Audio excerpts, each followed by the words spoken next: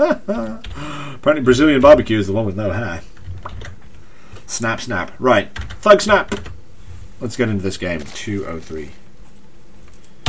And welcome to this Overgrowth Ladder Edition game, where in the top right hand side, playing for Forge Force Gaming, I believe he's a Master League Zerg, it's Krosis. And opponent in the bottom left hand side, I'm going to assume is, I think, a Master League Protoss.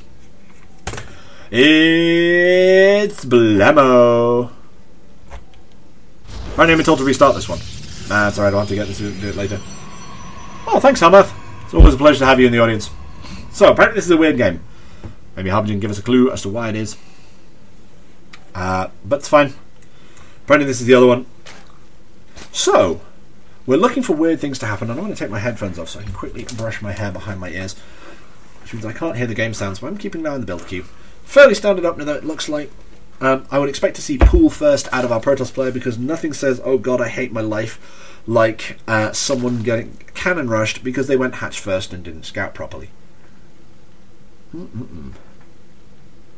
But it looks like we're not seeing that. Or maybe it's a 15 pool. 15 pool, 15 pool. Yes, good stuff. We are seeing Gateway though, and not even a walled Gateway from Blemo. That's interesting. Because I would have expected, in a way, for the Gateway to be over here, just to stop speeding all-ins. And that sound that you heard there represents why I need to go and get myself a drink after this game.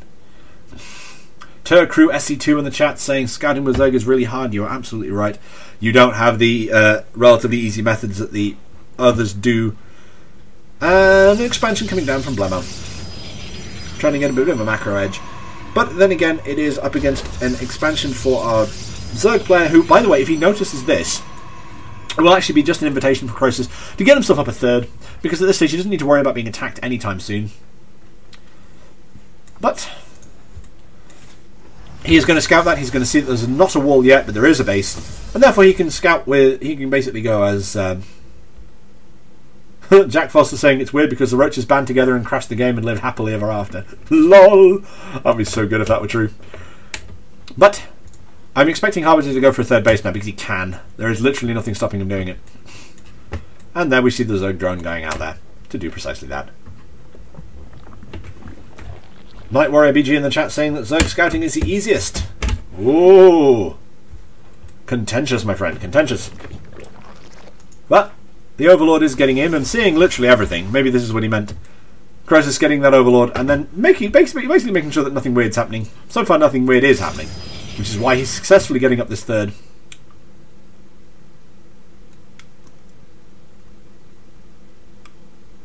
Let's see.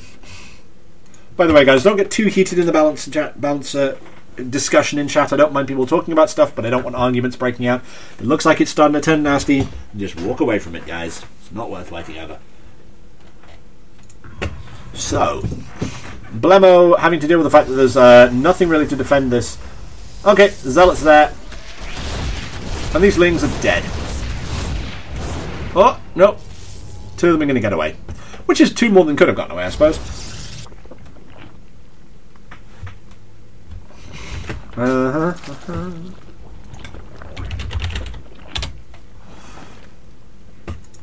Let's see. Lava coming down, the creep being spread, but you're trying to get the queen over there as fast as you can because you want to get maximum efficiency out of your bases. The weird thing is, there's only one queen, which means more queens need to be on the stack. Seriously. Like, seriously? But, by comparison, nothing chasing away this Overlord. The pylon, photon cannon, fairly safe. Bit of a nice wall in there. Gateways in the wall, in which means that none of the important tech, which is just back here, is vulnerable to being attacked by roaches from the front.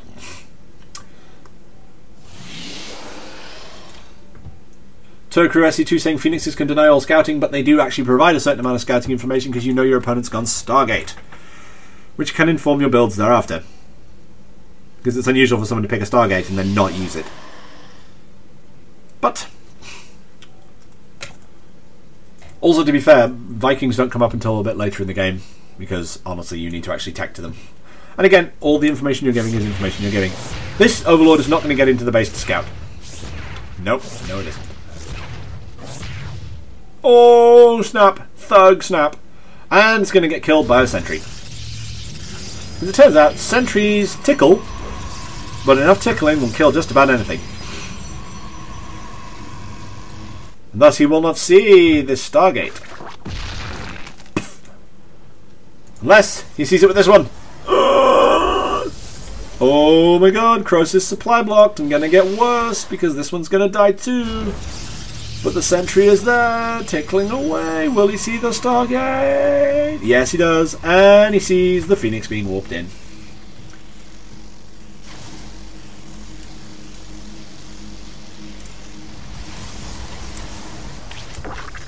But that Overlord did sacrifice its life for some purpose. Krosis is getting up the Spore Crawlers, which will deny any kind of serious lifts. Because it turns out, bro, they lift. Zerg need to worry about it. Terran need to worry about it. But actually, so did Protoss, really. I mean, there is mass Phoenixes a build in Protoss. This is Protoss. We're seeing a bunch of roaches at the front, which in theory could bash their way through at this stage. I think there's one cannon. That's alright. Sentries won't do an awful lot to roaches because it turns out roaches start with 1 armour. It turns out that cannon is still a factor. Oh, is he going for the upgrade? He might actually get it. He might get it.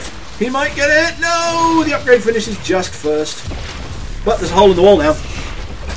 A Molar Roach may die. He can commit to that attack, maybe. That said, Photon Overcharge plus War Pins. It's probably not worth pushing, but he did stop the upgrade and he did put a hole in this wall that now his opponent has to fill with another forge. The Robo is on its way, though. We're potentially looking at Phoenix Colossus?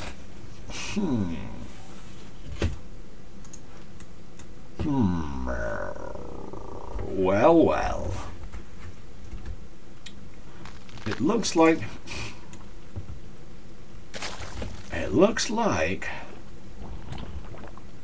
Actually, it looks like Phoenix Colossus, but there's no Colossus out yet. There's no Colossus Bay on the way, so this might be just be an Immortal Sentry.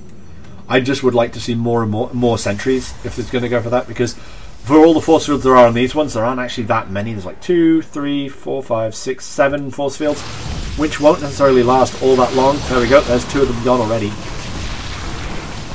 And they didn't really add anything because the Zerg never tried to retreat past them. Also, the fact that 24 lings are being produced at once means that 24 speedlings will actually do quite a lot of damage to this force. There's not much in the way of Zealot tanking. And all of this stuff is set up to basically push up force fields, deny, and then pull back. And then you've got to pull back from it. But that's fine, you can do that. There's a few Zealots over there. But if you can pull back, force them to push force fields out, then pull back, force them to push force fields out, and then pull back, by the time the Protoss actually gets to your base, they won't have any left. At which point you surround them and kill them. Phoenix is coming on to do what they can. Thing is, there's a hole in this wall. There's a huge hole in this wall, and I don't think our Zerg player knows it, but he should do in a moment. Nope. He knows where the army is. He's going to try and go into the main. No, he's going to go straight past into the third. Take out some forces here, but I think that might be some lings that got thrown away a little bit there. And now we see the Spire coming down, which is going to be up for a while, but we've been looking at things. So the question is, how much damage will he be able to do against the Phoenixes, given that he's going to need Corruptors in order to be able to do anything at all? Also, that's nice positioning on that Spore Crawler, because he's actually quite slightly hidden. Oh, snap! One Phoenix goes down, and that was not worth. That said, these are going to do a ton of damage if they can't. That said, the Phoenixes have seen the attack potentially coming in and are zipping for home, trying to find where the hell those attacks come from. But they're finding nothing. Because it turns out they're just going after these rocks. Because, yeah, eat it, rocks. This, by the way, is why it pays to have more than 4 lings able to attack a rock at the same time. Boom! Through ling power alone, we shall get some shit done. So, getting a little bit stable. The Corruptors are coming out, which actually does open up the possibility of a Broodlord transition later, because it turns out Broodlords are fun. And they actually, at this stage, I think, have a slightly greater range than the Phoenixes, which have range 5 up against the Corruptors range 6. So in theory, you cannot kite Corruptors unless you get the Fleet Beacon out and get the Anion Pulse Crystals. Corruptors now heading over to the enemy base to see what they can see. And all they could see was the other side of the mountain. I don't know, though. It's worth pulling back, I think. Worth just... Oh, snap. The drones being sacrificed. because the Phoenixes can pick them up like this. The question is, how much damage will they take from the Corruptors when the Corruptors finally show? Enough to chase them away? Will it be enough to do damage? Yes, because there's a Queen over here, potentially. No, I'm going straight into the main, where they might actually lose one because, yeah, it turns out Spore Crawlers are a thing. Oh, they found a sweet spot. They found a sweet spot. Fucking Corruptors too slow. Corruptors need a speed upgrade, that's what they need. Flarnot missed his replays, but it turns out Flarnot. They will be uploaded to YouTube and they will be highlighted on Twitch, so you can definitely check them out. That's a lot of lings, by the way. I'm just saying, that's a lot of lings. It's not as much army supply as the Protoss has, and they have Colossus out now. So pulling those lings back is probably a super good idea. But Protoss going off for a 4th base in a risky position. It's on the gold. Bearing in mind that roaches, I think, can still shoot from the gold to the minerals and past them. But it is a good plan, and we're seeing what looks like more Corruptors being made. Is this a start of a Corruptor Broodlord transition? Who knows? A lot of lings, though. And our Zerg player's going for the gold as well, which puts the Zerg player where they want to be, 1 base ahead of their opponent. It's basically what you want. As a Zerg player, you always want to be 1 base up on your opponent, just because of the lava, because that's where the way you produce everything. But we are seeing our Protoss player mining out their main very steadily, very slowly and steadily, but getting it done eventually 1 second.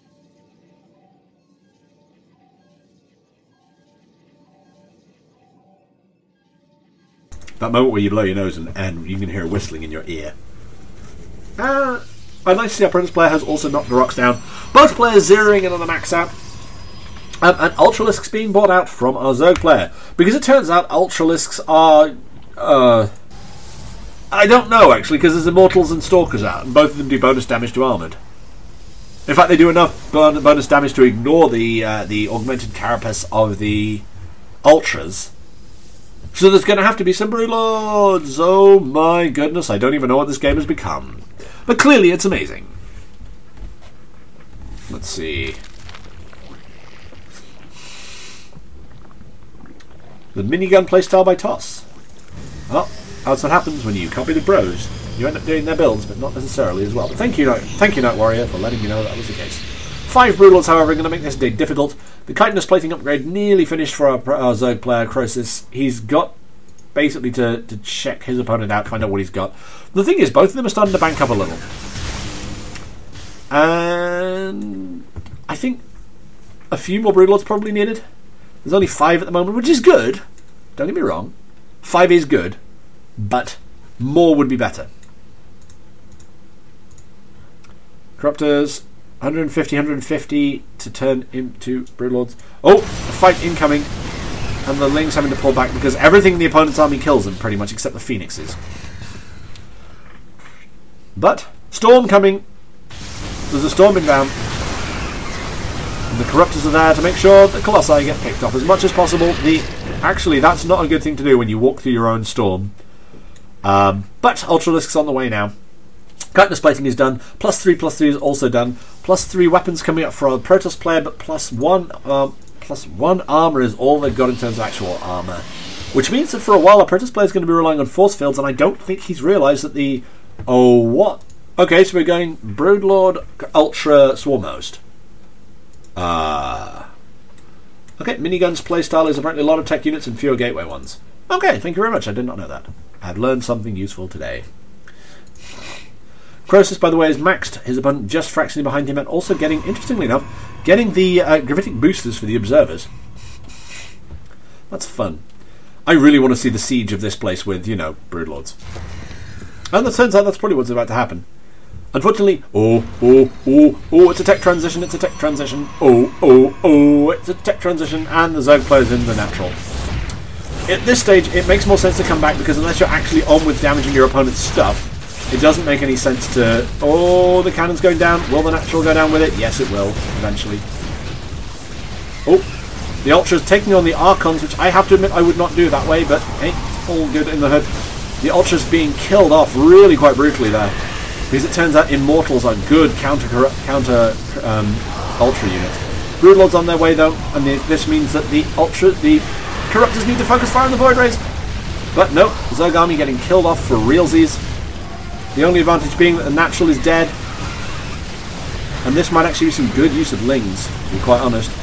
There's not enough Zealots in the mix yet to be truly efficient, but Zerg getting a remax up super fast. 15 Corruptors on the way to deal with the Void Rays, dealing with any more Colossi that come out. The Dark Shrine is real, but the Zerg army is suddenly bigger, and these Templar are not going to have enough energy to make a storm, so they're being converted straight into Archons. And again, Broodlords are going to be required to deal with that, really, because if you can throw 3 units at Archons, they die super quickly. But at this stage, there's only Corruptors! Oh, Corruptors in the air. Everywhere I look around, Corruptors in the air. With every sight and every sound, Corruptors in the air. Lings coming in to try and kill off these Zealots, and they will get a surround, but they will be being basically murdered by everything else. I cannot see how Krosis is going to hold this. This is going to be an absolute beast of an attack. The Ultra's being taken downtown, and this looks like a win for Protoss. Unless those Ultras can get in and do some serious work. The Corruptors actually, the Storm's actually dropping on the Protoss army just as much as the Corruptors. 42 Lings and 5 Broodlords on the way. Basically, the clock is on. If Krosis can get these Broodlords in the right place and get them in that place now, then he can probably do something with them, but unfortunately I don't know if he's going to be able to when he's feeding Lings to the Archons, which is never where you want to be. Broodlords are nearly finished though, so if he can afford to lose his natural and stay alive, he'll be absolutely fine, but it looks like the Ultras are getting taken down. And the Broodlords are actually going to be so far behind the action that I don't know if they're going to be able to do anything. The Immortals doing so much damage to the Ultralisks. Broodlords, by the way, packing away at these Archons. This is how you kill Archons with Zerg. You give them 3 units to shoot at. The fact that they do horrific splash is meaningless if they're shooting at nothing at all. If they're shooting at something you can afford to throw away, then you do not care. But at this stage it would be really good to see the Broodlords moving further forward and trying to take out the army that's currently attacking into the main. You do not want to lose your tech structures, Krosis. You do not. It is not the thing that you want to do. The Baneling Nest, by the way, is probably going to be the only thing that really goes down that will matter. Because the Broodlings will soak a bit of damage and then the Broodlords will be in the way. And thus the Broodling assault will begin. The thing is, force fielding off the ramp is good, but only if there are units that have come in that cannot attack you. The Ultra Cave goes down! And thus more Corruptors will be needed, because more Broodlords will be required. 24 Lings, however, being made, and at this stage it actually is in our Zerg player's favour. He's managed to hold, he's managed to get a good composition up to deal with what his opponent supposedly has. And actually, yes, he has. If he can get some more Corruptors up to deal with the fact that, well, his opponent has Void Rays coming out, then he might actually be able to just kill off this Dark Shrine, kill off this base. The fact that the Protoss is going for an air transition fully is actually going for the air upgrades. Not something you see very often. But we're going to see this base sieged. I would love to see it just be done by Broodlords, because sending the Lings in against cannons and Void Rays, not the best, not best. 9 Corruptors on the way. That Archon, again, limited usefulness just because the Broodlords should be able to kill them off. That said, they have a fantastic model. Look at that. And the fact that if you pause the game in the right place, you can actually see them. I can't seem to do it now, but there is a way of pausing the game that shows you what they look like when the aura isn't there. They look really weird. 5th base coming down for our Zerg player. 5th base also coming down has also come down for Protoss. So this is basically the ultimate macro game. Nicodemus, welcome to the channel. Good to see you back, buddy. Good to see you're alive. Mostly because I haven't seen you in fucking ages. Where have you been? By the way, the Corruptor count now is up at 12, which might not be enough to beat the Void Rays, which are basically supercharged against them for a while. They basically get an extra almost 50% damage against them, and oh, the Lingbai! The Lingbai! Might actually kill off all the tech in the main. Oh no, there are some Zealots warping in. Charge Lot's pretty good unit versus Zerg, especially Zerglings. And that's an excuse to pull back. Oh no, he's going for the surround. I'm not sure I would have done, but hey, if the Lings think they can do it. Have the little guys going, come on boss, let me try, let me have him. Let me get him. Nicodemus is one of my real life friends. I know him from the real world. I know him from Meat Space. And 4 Infestors on the way. And where's that Ling? Oh, there it is. LOL! That Ling did so much damage. Good lord. Protoss army moving out. Hydra's being brought into the mix, and Tempest's being brought in because to hell with Broodlords, frankly. And they will make short work of the Broodlords. Raptors as well, I think. Not short work necessarily, because because Corruptors don't count as massive. So they'll only do 30 damage a shot instead of 80. 85, my bad, with the +1. Yeah, that's quite a lot of damage. 85 damage means that, what's I'll call it, 83 damage. 166. Yeah, that's enough to just about 3-shot them. And in come the Rulings to save the day. The drop, however, in the main is going to go away now. All it needs to do now is kill off this Zealot before it does any serious damage. But given that it's trying to attack an air god by the looks of it... Oh no, it looks like it was actually going after the Hive and not doing an awful lot. The Protoss moves up. The Broodlords are vulnerable. The Corruptors must come in to save them against this really quite impressive air army. The Ultras might actually be able to do some damage. Tempest revealed. And at this point, Krosis is all like, oh, swizzle sticks. Going for serious amounts of concave. And then just going straight in, because the ground units surely can't stand up to this. But wait, fungal growth is real. Storm is coming down on the Hydras. The Corruptors are trying to do their best. They're making a good amount of damage on the air units, which is to the point that the Tempests are actually being shooting at the Corruptors, not the Broodlords, so the units on the ground are being shredded. That one Hydra, 2 Hydras in there, doing their serious DPS, which means that actually the air units get wrecked, but not before they do actually a serious amount of damage to both Corruptors and Broodlords, and maybe a little bit to the Hydras as well. But unfortunately for Blemo, Krosis is proving the superior player, and it looks like we might be closing in on a GG, because 115 army supply to 65 at this stage in the game, when the Broodlords can basically just wander forward. Oh, he's still alive. Good stuff. Good to see you, buddy. Ah! Mouse control to Major Tom. Ultras, however, do serious damage to everything, and DT's having to be warped in defensively, because it turns out that actually the Protoss is in serious trouble if they don't. The only thing that's missing here now is detection, but Blemo's all like, yeah.